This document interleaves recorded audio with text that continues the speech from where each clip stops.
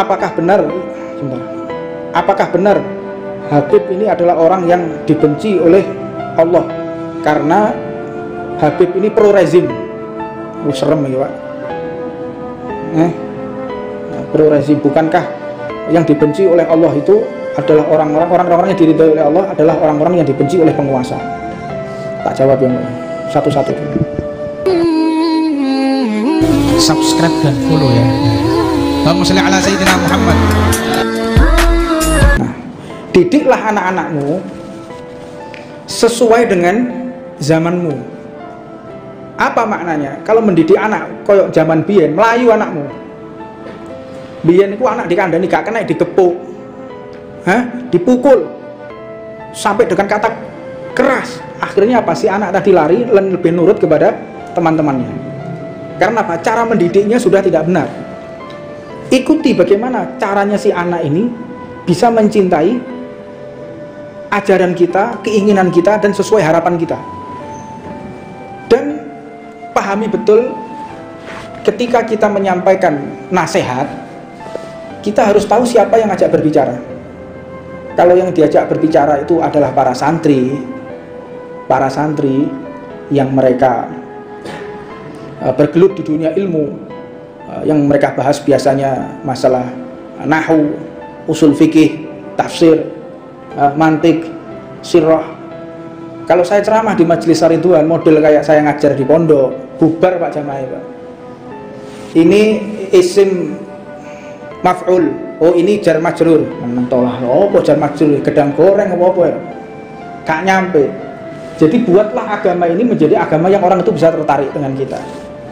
Jadi yang mendengarkan itu, oh iya, tapi ada isinya, bukan juga ngawur dan bukan juga berkata kotor, bukan juga berkata jorok ya. Kecuali mencontohkan istilah fikih yang memang harus mendasar. Jadi misalnya ada istilah itu ada mani, ada madhi, ada wadhi. Mani itu bagaimana, wadhi itu bagaimana, dan wadhi itu bagaimana. Jadi dijelaskan. Ada madhi, ada wadhi, ada mani. Nah bagaimana? Nah, mani itu yang apabila keluar dengan diiringi syahwat dan keluarnya seperti ini itu bukan jorok tapi pendidikan fikih. Dan juga ada katakan madhi. Perbedaannya apa antara madhi dan wadhi? Madhi dan wadhi itu berbeda. Yang satu itu keluarnya karena puncaknya syahwat, yang satu keluarnya seperti bentuknya seperti mani tapi karena dia telah mengangkat beban berat. Orang laki itu mengangkat beban berat keluar seperti sperma. Itu namanya apa? Dijelaskan. Ini bukan sesuatu yang jorok, tapi menjelaskan secara spesifik. Nah, kemudian dakwah ini sudah mulai terjadi degradasi ya ikhwan. Pandai-pandailah kita merebut simpatik semua orang. Pandai-pandailah kita ini merebut hati semua orang. Ini sekarang dakwah modelnya itu bukan sesuai syariat halal haram. Sekarang dakwah ini berebut simpatik. Bagaimana caranya mereka itu mengidolakan Rasulullah? Bagaimana mereka itu caranya cinta kepada orang yang pakai surban, bukan benci kepada orang yang pakai surban. Gimana caranya orang itu benci, gimana caranya orang itu cinta kepada para habaib, para kiai, bukan orang itu benci kepada para habaib, para kiai. Itu bentuk mendasar dari segala pertanyaan. Lalu apa dasarnya seseorang itu mendatangi para pejabat untuk berdakwah? Belajarlah Anda bagaimana ketika Nabiullah Musa alaihissalam yang mendatangi Fir'aun. Berarti buruk Nabiullah Musa. Nabi Musa datang ke Fir'aun dalam rangka berdakwah di jalan Allah. Jadi kalau Anda punya pikiran, oh ini habaib, kiai, ulama datang ke pejabat berarti buruk. Dengan dasar statement ini, bahwa sebaik-baik ulama yang mereka tidak berada di pintu para pejabat, dan sebaik-baik pejabat yang dia datang kepada ulama. Ini dalam rangka apa? Dalam rangka memberikan nasihat, dalam rangka memberikan dukungan perbuatan baik. Itu seperti yang dilakukan oleh Nabiullah Musa alaihi salatu wassalam. Dan ketika berbicara jangan sampai menyinggung perasaan orang. Orang itu kalau ngomong, Anda lihat Rasulullah SAW di sifat rahmatin minallah lintalahum walau faddan ghaidul qalbi la nafuddu min haulik. Nabi Muhammad itu perangainya orang yang paling indah suaranya. Tidak ada orang yang lebih indah melebihi Rasulullah SAW. Tidak ada bau harum seperti bau harumnya Nabi Muhammad SAW. Sampai diceritakan ketika Ummu Sulaim melihat Rasulullah SAW berkeringat, langsung ambil botol, minta izin kepada Nabi Muhammad untuk nadongi, menyimpan keringat yang keluar daripada tubuh Rasulullah SAW. Saking harumnya keringatnya Nabi Muhammad SAW. Duduk keringatmu, keringatku ya badek ambune. Keringatnya Rasulullah ahsanut thib, paling baiknya wangian. Ini kata Allah Subhanahu wa taala, engkau ya wahai Rasul yang suaramu paling indah, paling merdu, wajahmu yang paling indah, paling tampan, bau harummu yang paling wangi. Namun jika engkau berkata kasar, berkata buruk, niscaya engkau akan dijauhi orang. Engkau itu akan dimusuhi orang. Orang gak simpatik sama engkau. Ini Rasulullah Nabi Muhammad yang wajahnya paling indah, suaranya paling merdu. Kalau berkata kasar, dia akan dijauhi. Beliau akan dijauhi oleh umatnya, dijauhi oleh orang. Bagaimana dengan kita? Kita lebih mengkhawatirkan lagi. Untuknya ketika kita mengenalkan seseorang dengan agama Allah, agama Rasulullah, pilih kalimat yang paling enak didengar. Pilih perilaku yang paling membuat orang itu nyaman. Bagaimana orang itu simpatik dengan orang pakai surban? Bagaimana caranya orang itu senang, bahagia, nyaman, tidak takut dengan orang yang pakai surban? Mengingat pembunuhan karakter Islam ini sudah luar biasa dilakukan. Islam dituduh teroris, dituduh menjagal manusia, dituduh mengebom. Wah, tuduhan macam-macam kepada Islam. Yang dituduh surban lagi, yang dituduh jubah lagi, yang dituduh cadar lagi. Teroris yang ngebom gereja cadar, mana ada kayak begitu?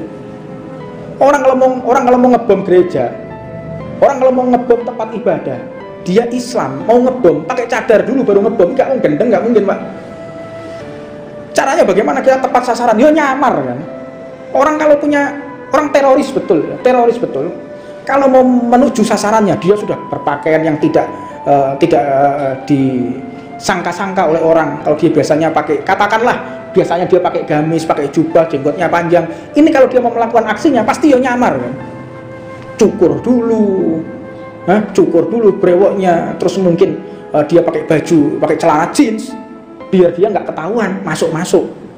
Kalau perempuan dia pakai cadar, dia buka cadarnya, mungkin pakai baju ketat, tapi tujuannya dia untuk ngebom tadi. Itu masuk akal menurut saya. Lah masa orang mau ngebom abek gamisan ya?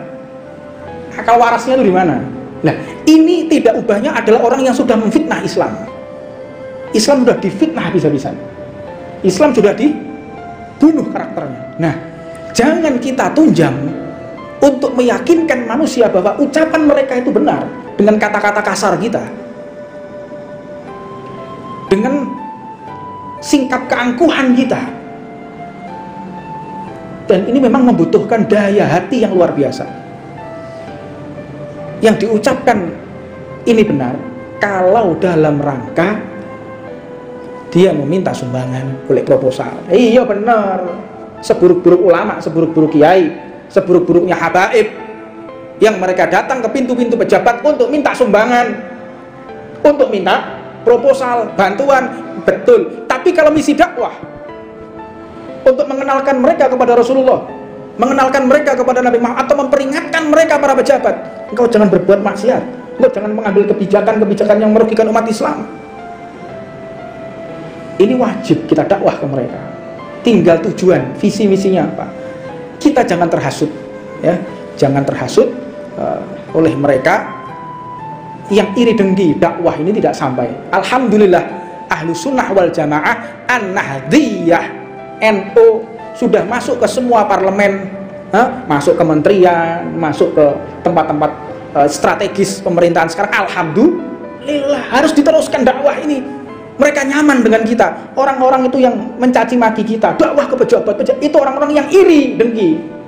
Orang yang iri dengki nggak bisa seperti kita. Iri dia, hasut. Dia kok iso ya?